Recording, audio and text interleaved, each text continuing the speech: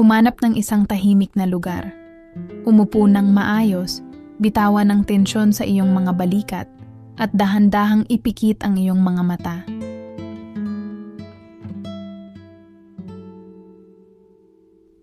Huminga ng malalim. Sa bawat paglanghap, isipin mong tinatanggap mo ang kapayapaan. Sa bawat pagbuga, pakawalan ang mga alalahanin ng kahapon.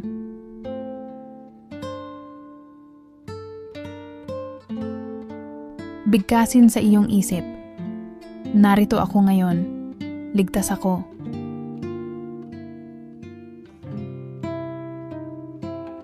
Bago natin sabihing ako ay magaling na, kailangan nating kilalanin na tayo ay dumaan sa hapdi.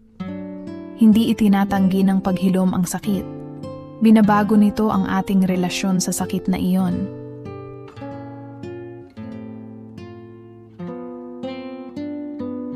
Isipin ang iyong mga pilat, pisikal man, emosyonal o mental.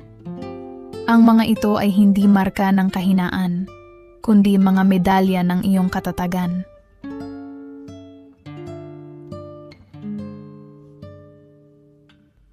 Tanggapin ang proseso.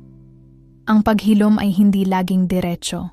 May mga araw na tila bumabalik ang kirot, ngunit tandaan, ang sugat na kumikirot ay sugat na buhay at kasalukuyang naghihilom.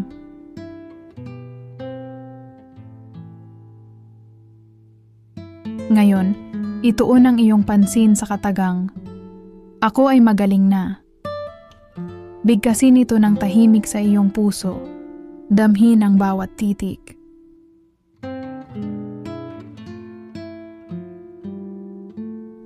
Ako ay magaling na sa aspeto ng isipan. Bitawan ang mga boses na nagsasabing hindi mo kaya.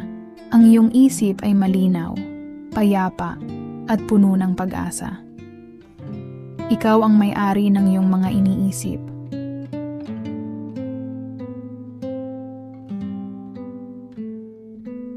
Ako ay magaling na sa aspeto ng damdamin. Wala nang puwang ang pait o galit.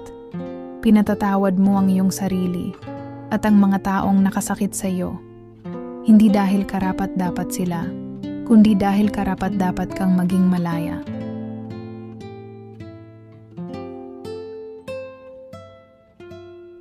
Ako ay magaling na sa aspeto ng espiritu. Ikaw ay buo. Walang kulang sa iyo. Ang universo o ang poong may kapal ay muling hinuhubog ang iyong pagkatao upang maging mas matatag kaysa dati.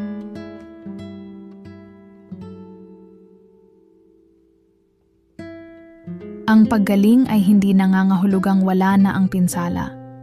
Ang ibig sabihin nito ay hindi na kontrolado ng pinsala ang iyong buhay.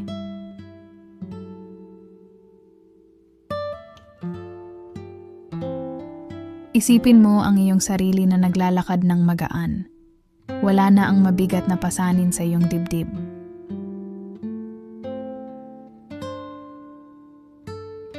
Ang salitang I am healed ay isang kasalukuyang katotohanan, present tense. Hindi ito magiging magaling pa lang, kundi nandito na.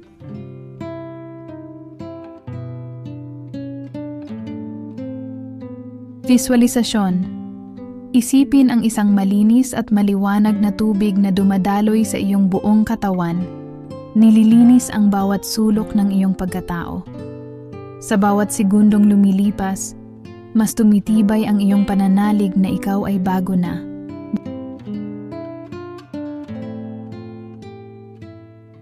Dahan-dahang ibalik ang iyong kamalayan sa iyong paligid.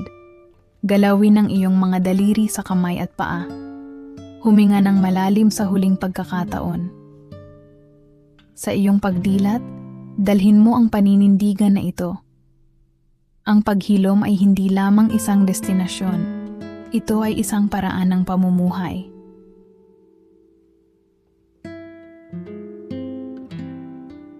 Maikling affirmation na pwede mong ulit-ulitin. Ang aking katawan ay marunong maghilom. Ang aking puso ay buo at malaya. Ang aking kahapon ay tapos na. Ang aking ngayon ay mapayapa. Ako ay magaling na.